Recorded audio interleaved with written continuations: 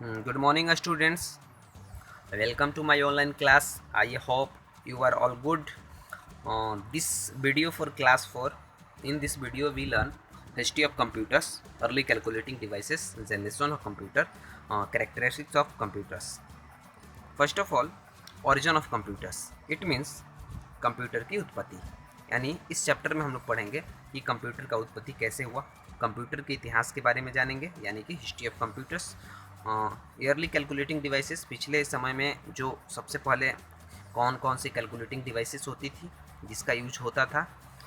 Generation of computer, computer की कौन कौन से जनरेशन है, कंप्यूटर सबसे पहले कब आया, उसके बाद उसमें कब कब बदलाव हुआ और उसको अलग अलग कितने जनरेशन में रखा गया है। जनरेशन ऑफ कंप्यूटर में हम लोग देखेंगे।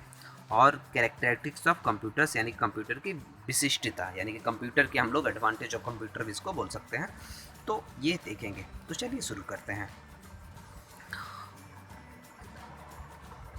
Now a day computer is quite familiar to everybody. आज के समय में कंप्यूटर काफ़ी करीब है प्रत्येक व्यक्ति के, ठीक है। यानी कि आज के समय में जो कंप्यूटर है वो काफ़ी करीब हो गया है प्रत्येक व्यक्ति के, यानी कि क्योंकि कोई भी वर्क हो रहा है तो कंप्यूटर के माध्यम से हो रहा है, ठीक है।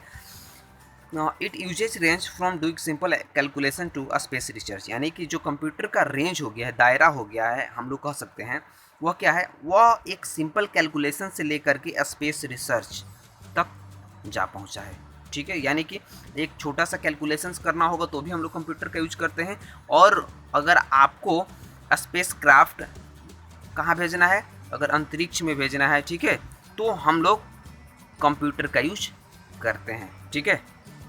यानी कि जो भी स्पेस क्राफ्ट जाते हैं, ठीक है, मंगलयान या हम लोग कह सकते हैं जो चंद्रयान 2 था, तो जो स्पेस क्राफ्ट जाते हैं तो उनसे जो हम लोग का कनेक्शंस होता है, वहाँ से जो कुछ भी तस्वीरें भेजते हैं तो हम लोग कहाँ देखते हैं, कंप्यूटर पे ही देखते हैं। और सबसे बड़ी चीज़ जो उनका कनेक्शन है वो कितनी तेज़ गति से जा रहे हैं और वह कहाँ तक पहुँचे, ये सभी जो इन्फॉर्मेशन हमको कलेक्ट होता है वो कंप्यूटर के माध्यम से होता है। तो हम लोग कह सकते हैं आज के समय में जो कंप्यूटर का दायरा है, रेंज है, एक सिंपल कैलकुलेशन से लेकर space research, from making simple drawing to animations. यानी कि एक सिंपल ड्राइंग जो पेंट हम लोग करते हैं, या छोटा सा बच्चे भी जिसका 1 क्लास 2 क्लास के बच्चे ड्राइंग करते हैं, और उससे हाई लेवल यानी कि एनिमेशंस, कार्टून जो देखते हैं, मूवी देखते हैं, वहाँ तक जा पहुँचा है। एंड कार्टून हम लोग इससे क्रिएट कर सकते हैं, मूवी क्रिएट कर सकते हैं।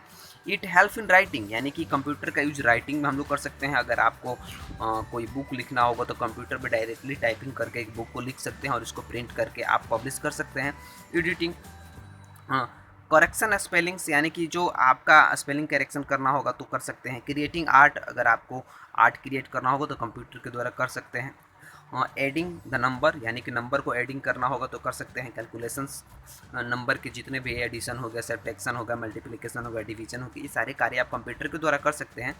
मेकिंग ग्राफ्स एंड चार्ट्स, यानी कि कंप्यूटर के द्वारा आप ग्राफ क्रिएट कर सकते हैं, चार्ट क्रिएट कर सकते हैं। Keeping track of the monthly expenditure, यानी कि अगर आपको कोई भी किसी अगर बिजनेस में है, किसी कंपनी में है, तो वहाँ पे जो मंथली व्यय होता है उन सब का ब्यौरा आप रख सकते हैं, ठीक है। उसका आप जो भी है हिसाब किताब आप कंप्यूटर के द्वारा रख सकते हैं। Keeping track of the monthly expenditure, यानी कि जो आपका मंथली खर्च है, व्यय है, वो सारे चीज़ को रख सकते हैं। And any other types of information, या अदर किसी भी प्रकार के इन्फॉर्मेशन को आप स्टोर करके रखना चाहते हैं तो कंप्यूटर के थ्रू रख सकते हैं।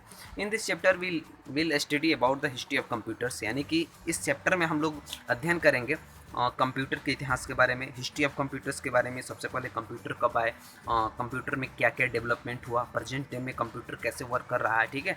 तो इन सब के बारे में हम लोग आज देखेंगे। तो सबसे पहले history of computer. History of computer,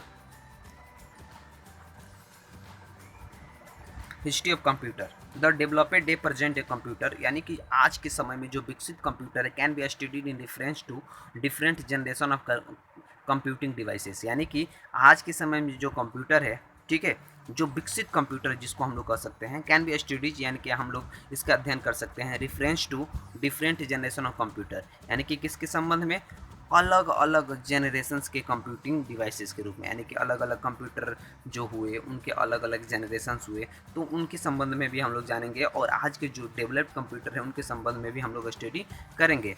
in each generation, यानी प्रत्येक जनरेशन में टेक्नोलॉजिकल इम्प्रूवमेंट, यानी कि जो प्रत्येक जनरेशन हुआ तो उसके जो टेक्नोलॉजी थी उसमें इम्प्रूवमेंट हुआ, यानी कि उसमें बदलाव हुआ, उसको और बेहतर किया गया। ठीक है, change the way of computer operated, यानी कि इससे क्या हुआ कि जो हम लोग कंप्यूटर को ऑपरेट करते थे तो उसको ऑपरेट करने का जो तरीका हुआ वो चेंज हुआ। ठीक है, यह और उसमें जितने भी हम लोग कह सकते हैं टेक्निकल चीज़ें थी वो चीज़ क्या हुआ, उसको और इम्प्रूवमेंट और बेहतर किया गया। ठीक है, यानी कि जो फर्स्ट जनरेशन ऑफ कंप्यूटर था जिसमें वैक्यूम ट्यूब का यूज हुआ, सेकेंड जनरेशन का कंप्यूटर जिसमें कि आपका ट्रांजिस्टर का यूज हुआ, थर्ड जनरेशन आईसी का, यानी कि अलग अलग जनरेशन में जो कंप्यूटर हुए उनमें क्या क्या डेवलपमेंट हुआ। ठीक है, यानी कि उसमें क्या क्या इम्प्रूवमेंट हुआ, ये सारे टेक्निकल चीज़ों को हम लोग इसमें देखेंगे। Before learning about the various generation of computer, यानी कि अलग अलग जनरेशन के जितने भी कंप्यूटर हुए उन सब के बारे में जानने से पहले let's us learn about some of the early calculating machines, यानी कि अब हम लोग थोड़ा सा जानेंगे कि पूर्व के जितने भी कैलकुलेटिंग मशीन्स थी, यानी कि जिसका हम लोग गणना यंत्र कह सकते हैं, जिसको कि पहले कैलकुलेशंस के रूप में यूज किया जाता था, यानी कैलकुलेटिंग डिवाइस के रूप में यूज होता था, उनके बारे में हम लोग जानेंगे। और जो foundation of the present day computer, यानी कि आज के समय में जो उन्होंने फाउंडेशन रखा, यानी कि वहीं से शुरुआत हुआ और उन्हीं के आधार पे आज कंप्यूटर इतना एडवांस हो चुका है। तो सबसे पहले हम लोग अर्ली कैलकुलेटिंग डिवाइस के बारे में देखते हैं। Some of early calculating device that were use in the fast given year, यानी कि कुछ ऐसे कैलकुलेटिंग डिवाइसेस थे जो पहले यूज होते थे, उनके बारे में कुछ दिया गया है, जैसे कि आपका अबेकस, नेपियर बोन्स, ये आपके पूर्व के कंप्यूटर हैं, यानी कि अर्ली कंप्यूटर इनको कह सकते हैं। ठीक है, जो पहले यूज होते थे।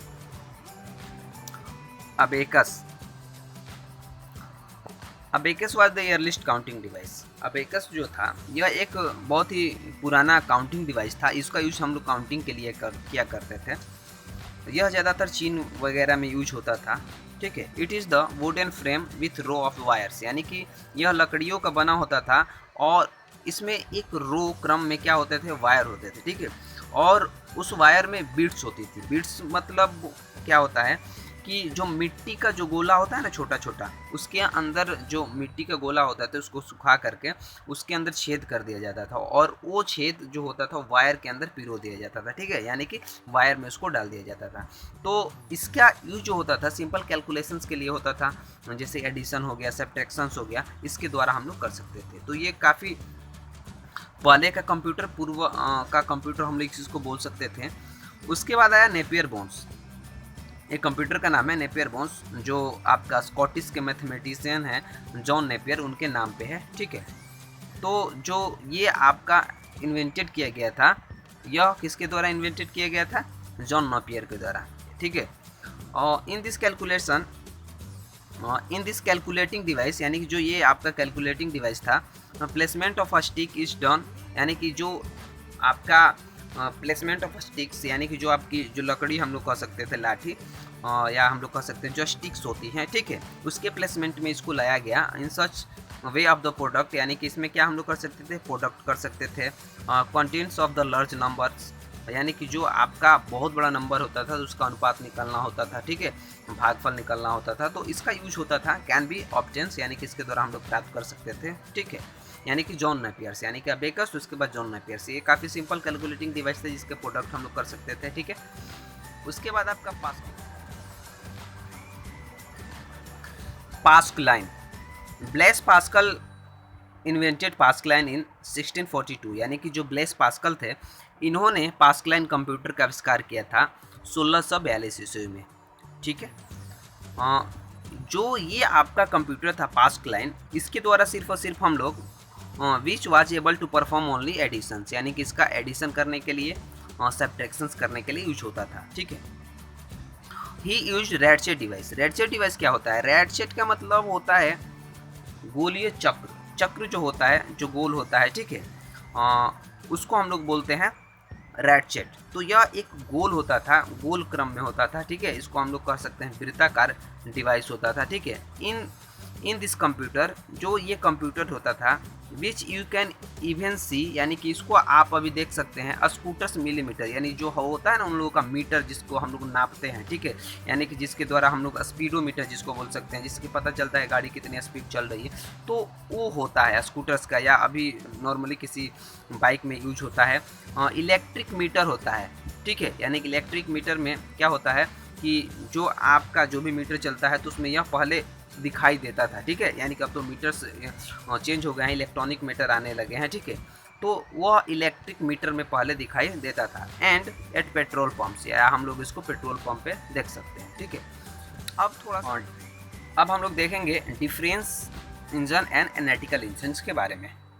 एन इंग्लिश मैथमेटिशियन, यानी कि एक अंग्रेज गणितज्ञ थे चार्ल्स बेबेज, जिनको फादर ऑफ कंप्यूटर भी कहा जाता है, आप लोगों को पता है। उन्होंने डिफरेंस इंजन को बनाया कब? 1821 में, इन 1833, यानी 1821 से 1833 के बीच में उन्होंने क्या किया, एक डिफरेंस इंजन बनाया कि प्रपोज्ड एनालिटिकल इंजन, यानी कि इसको हम लोग एनालिटिकल इंजन के रूप में जानते हैं। यानी कि यह क्या है, एक एनालिटिकल इंजन है विच हैड सम फीचर्स, यानी कि जिसमें एक फीचर होता था मॉडर्न कंप्यूटर के, यानी कि आज के कंप्यूटर के जो फीचर्स हैं वो होता था। Charles Babbage is non a father of computers for this contributions, यानी कि जो उन्होंने एनालिटिकल और डिफरेंस इंजन बनाया, ठीक है, यानी कि डिफरेंस इंजन उन्होंने 1821 में बनाया और 1833 में उन्होंने एनालिटिकल इंजन बनाया, ठीक है। तो इन्हीं इन्वेंशंस को लेकर के उनको फादर ऑफ कंप्यूटर कहा जाता है, यानी कि आज के समय में उन्हीं कंप्यूटर के द्वारा ही उसको विकसित किया गया, उसमें एडवांस फीचर डाले गए, ठीक है, और आज के कंप्यूटर वर्क कर रहे हैं, ठीक है। इस चीज़ को देखते हुए जो उनका योगदान था, इस चीज़ को लेकर उनको फादर ऑफ कंप्यूटर कहा जाता है। हरमन हॉलीरेथ इन्वेंटेड पंच कार्ड, एक व्यक्ति थे जिनका नाम था हरमन हॉलीरेथ, उन्होंने पंच कार्ड क्रिएट किया, जो टैबलेटिंग मशीन, यानी कि जो आपका टैबलेटिंग मशीन के रूप में होता है, जैसे कि हम लोग इंटरनेशनल बिजनेस मशीन कॉरपोरेशंस को IBM के बारे में जानते हैं, was also formed by Herman, यानी कि जो आपका जो हरमन हॉलीरेथ थे उन्होंने IBM को आगे बढ़ाया, ठीक है, इंटरनेशनल बिजनेस मशीन को आगे बढ़ाया।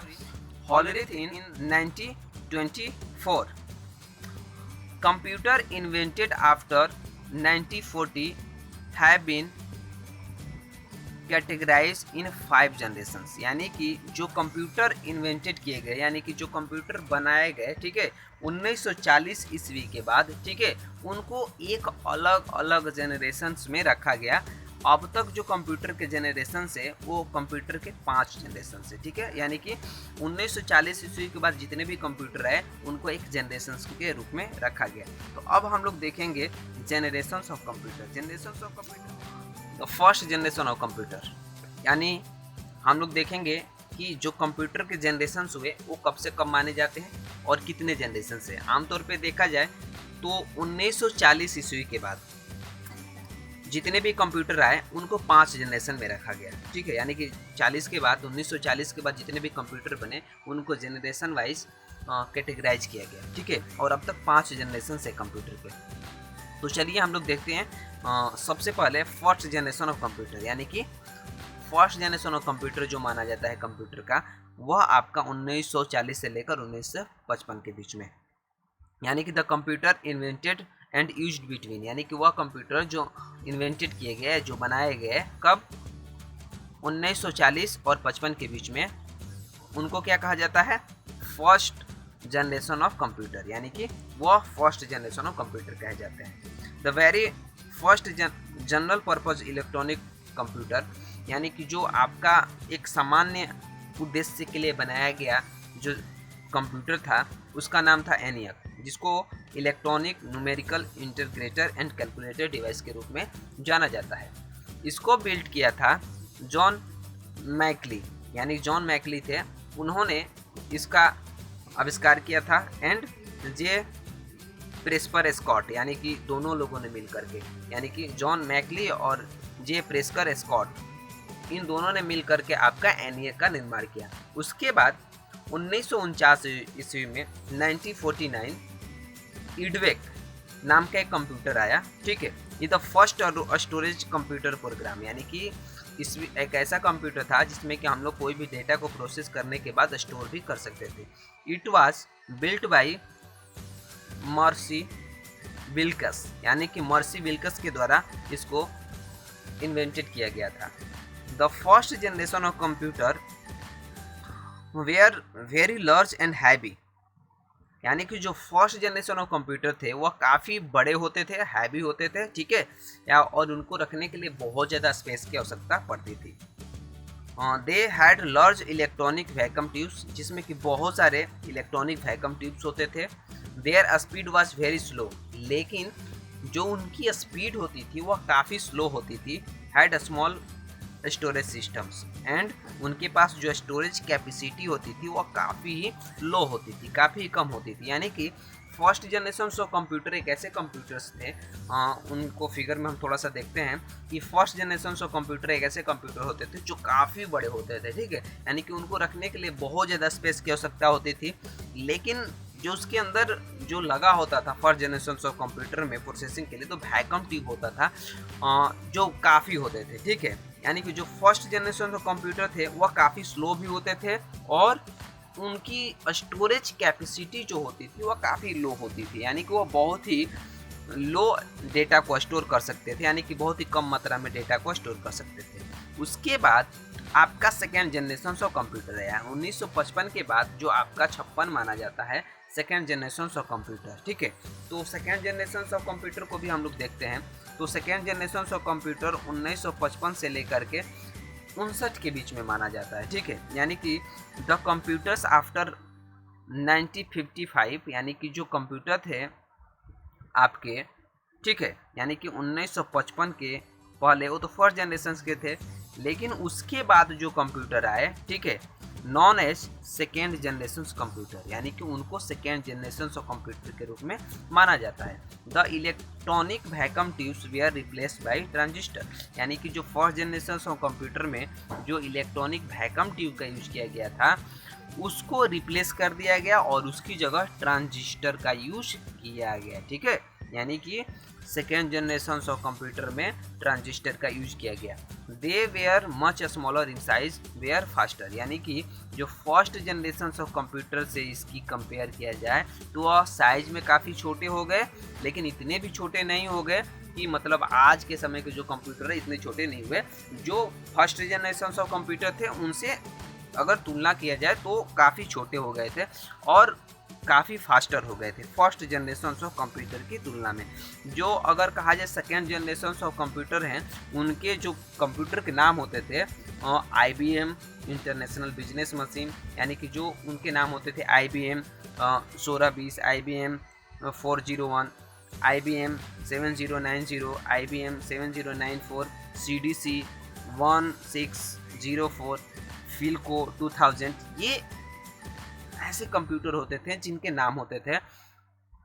और हम लोग कह सकते हैं are some commonly used second generation computers, यानी कि जो सेकेंड जनरेशन ऑफ कंप्यूटर थे उनका यूज जो होता था during the second generation of computers computer language such the Fortran, यानी कि जो आपका सेकेंड जनरेशन ऑफ कंप्यूटर आया उस समय लैंग्वेज का भी यूज होने लगा, जैसे कि फोर्ट्रान हो गया, कोबोल हो गया, ठीक है, यानी कि उस समय ये जो बन रहे थे, ठीक है, यानी कि जो कोबोल हो गया आपका लैंग्वेज है, फोर्ट्रान एक लैंग्वेज है, ठीक है, जो सेकेंड जनरेशन में यूज किया गया, तो ये उस समय इनको इंट्रोड्यूस किया गया, अभी इनको उतना विकसित नहीं किया गया था, ठीक है। तो सेकेंड जनरेशन ऑफ कंप्यूटर थे। उसके बाद आपके थर्ड जनरेशन ऑफ कंप्यूटर आए, यानी कि जो थर्ड जनरेशन ऑफ कंप्यूटर माना जाता है द कंप्यूटर्स यूज आफ्टर 1960, यानी कि 1960 के बाद जितने भी कंप्यूटर्स आए उनको थर्ड जनरेशन के कैटेगरी में रखा जाता है। Were set to be third generation computer, इनको हम लोग थर्ड जनरेशन ऑफ कंप्यूटर बोलते हैं। The third generation computer use integrated circuits, यानी कि third generation of computer vacuum tube, second generation of computer transistor and third generation of computer integrated circuit, यानी कि जो आपके कंप्यूटर हुए थर्ड जनरेशन में उसमें IC का यूज होने लगा, यानी इंटीग्रेटेड सर्किट का यूज होने लगा किस जनरेशन में, तो ये हुआ आपका थर्ड जनरेशन में, ठीक है। फर्स्ट जनरेशन में वैक्यूम ट्यूब, सेकेंड जनरेशन में आपका transistor then third generation integrated circuit का यूज हुआ, which increase their storage capacity. जब थर्ड जनरेशन से कंप्यूटर में, थर्ड जनरेशन ऑफ कंप्यूटर में आईसी का यूज हुआ तो इससे फ़ायदा हुआ, क्या हुआ, कंप्यूटर की स्टोरेज कैपेसिटी एंड स्पीड क्या हुआ, इंक्रीज हो गया, ठीक है, यानी कि इसकी स्टोरेज कैपेसिटी और उसकी स्पीड में काफ़ी चेंजिंग हुआ। Computers of this generation had multi programming facilities, यानी कि जो थर्ड जनरेशन से कंप्यूटर आए उसमें मल्टी प्रोग्रामिंग फैसिलिटी था, यानी कि हम लोग बहुत सारे प्रोग्राम को उसमें एक साथ रन कर सकते थे, ठीक है, यानी कि बहुत सारे प्रोग्रामों को इंस्टॉल किया जा सकता था। उसके बाद तीसरा अगर जनरेशन से कंप्यूटर के बारे में हम लोग जाने तो IBM 370, NAV 7500, ये कुछ ऐसे कंप्यूटर थे जो थर्ड जनरेशन में बने। Were some of the third generation computers, उसके बाद कुछ और थर्ड जनरेशन के कंप्यूटर थे। उसके बाद आपका आया फोर्थ जनरेशन ऑफ कंप्यूटर, यानी कि फोर्थ जनरेशन ऑफ कंप्यूटर कब से माना जाता है, the fourth generation of computer were produced after 1920, यानी कि 70 के दशक में जो आपके थर्ड जनरेशन ऑफ कंप्यूटर आए, यानी कि 1970 के बाद जो कंप्यूटर थे वो थर्ड जनरेशन से फोर्थ जनरेशन में चेंज हो गया, ठीक है, यानी कि 1970 के बाद जितने भी कंप्यूटर बने उनको हम लोग फोर्थ जनरेशन ऑफ कंप्यूटर बोलते हैं। The computers of this generation use micro processors, यानी कि जो आईसी होता था उसको भी यहाँ चेंज कर दिया गया, यानी कि आईसी को माइक्रो प्रोसेसर में चेंज कर दिया गया, यानी फोर्थ जनरेशन ऑफ कंप्यूटर में जो प्रोसेसिंग के लिए माइक्रो प्रोसेसर का यूज किया गया ऑन द सिलिकॉन चिप, जो कि सिलिकॉन चिप से बना होता था। जो माइक्रो प्रोसेसर है वो सिलिकॉन चिप से बना होता था।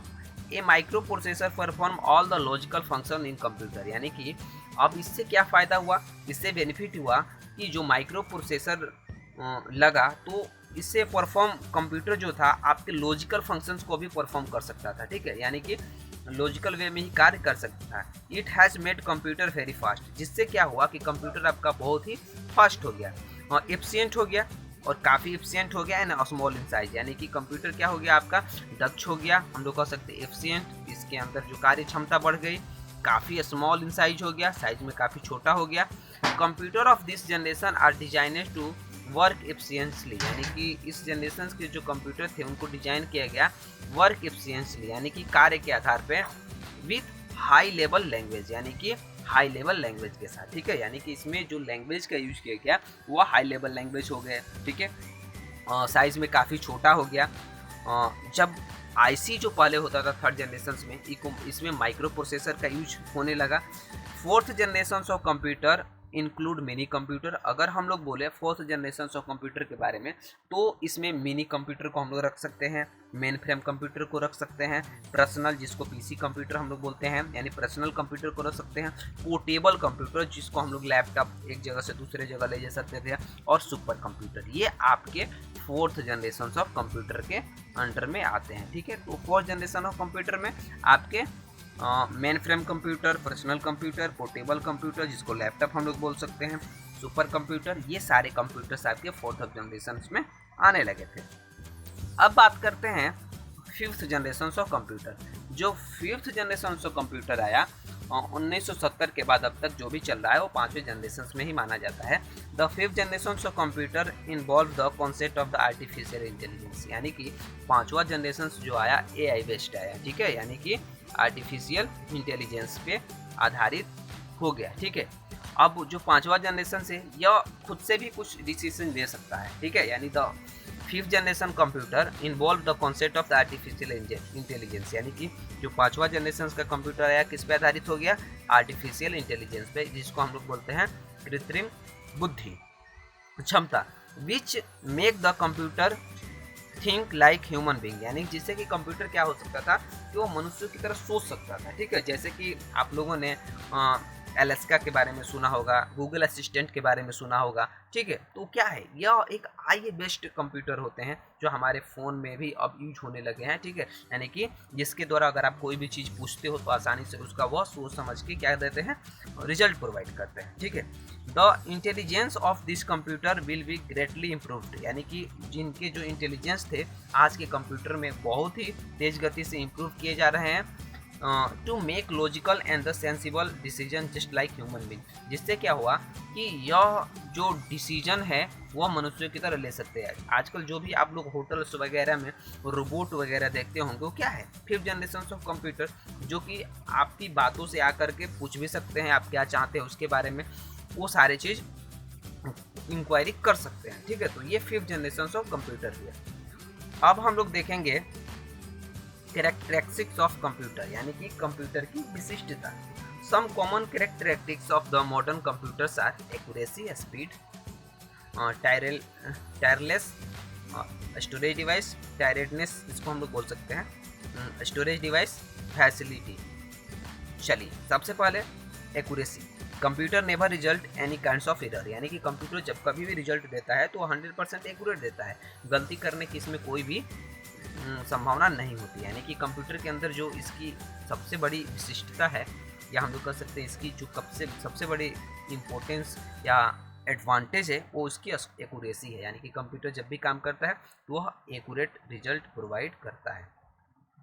अब बात करते हैं स्पीड के बारे में। तो computer can perform thousands of calculation in the few second, यानी कि देखा जाए तो कंप्यूटर की जो सबसे सेकेंड या हम लोग कह सकते हैं दूसरा कोई इसकी एडवांटेज है तो उसके स्पीड है। यानी कि कंप्यूटर किसी भी कार्य को तेज गति से कर सकता है, यानी कि हम लोग जो कार्यों को करने में कई महीनों तक लगाते हैं वो मात्र कई मिनटों में ही कर सकता है। तो कंप्यूटर की जो स्पीड है वो काफ़ी हाई है। ठीक है, यानी कि कंप्यूटर की स्पीड इसकी एक विशिष्टता है, इसकी एक हम लोग कह सकते हैं एडवांटेज है। अगर हम लोग बोले इसकी टायरेडनेस, यानी कि अगर थर्ड इसकी हम लोग क्या बोले एडवांटेज के बारे में, तो since of computer work on electrical signals, यानी कि हम लोग कह सकते हैं कंप्यूटर जो है ऑन इलेक्ट्रिकल सिग्नल पे काम करता है। It work without being tired, यानी कि यह क्या कर सकता है, लगातार घंटों तो काम कर सकते हैं। मस्त तो है नहीं कि 4 घंटा 5 घंटा 10 घंटा काम करने को थकेगा, बस इसको करंट मिलता रहे जब तक ये कंप्यूटर रन है ऑन है, आपका कंप्यूटर काम करता रहेगा। तो यानी कि यह कभी थकता नहीं। इसके बाद है इसकी स्टोरेज डिवाइसेस, यानी कि स्टोरेज कैपेसिटी हम लोग कह सकते हैं कंप्यूटर की, ये भी इसकी एक विशेषता है। हम लोग क्या करते हैं कि कोई भी चीज़ को पढ़ते हैं तो कुछ चीज़ें ही हमारे माइंड स्टोर कर पाता है, कुछ चीज़ें हम लोग क्या करते हैं भूल जाते हैं। लेकिन कंप्यूटर के पास ऐसा कुछ नहीं, उसके पास बहुत सारी स्टोरेज डिवाइसेस हैं, ठीक है, जो डेटा को बहुत बड़ी मात्रा में रख सकता है। यानी कि वह एक computer has hug storage capacity, यानी कि कंप्यूटर के पास बहुत बड़ी मात्रा में स्टोरेज कैपेसिटी होती है। It can store the large amount of information, जिसमें कि बहुत बड़ी मात्रा में हम लोग क्या कर सकते हैं, इंफॉर्मेशन को स्टोर कर सकते हैं। The information once store can not be remove, यानी कि इसमें जब एक बार इंफॉर्मेशन को स्टोर किया जाता है उसको हम लोग रिमूव नहीं कर सकते हैं। यानी कि रिमूव करना होगा तो हम लोग कर सकते हैं, लेकिन ऑटोमेटिकली खुद से वह रिमूव नहीं होता है अनलेस वी रिमूव इट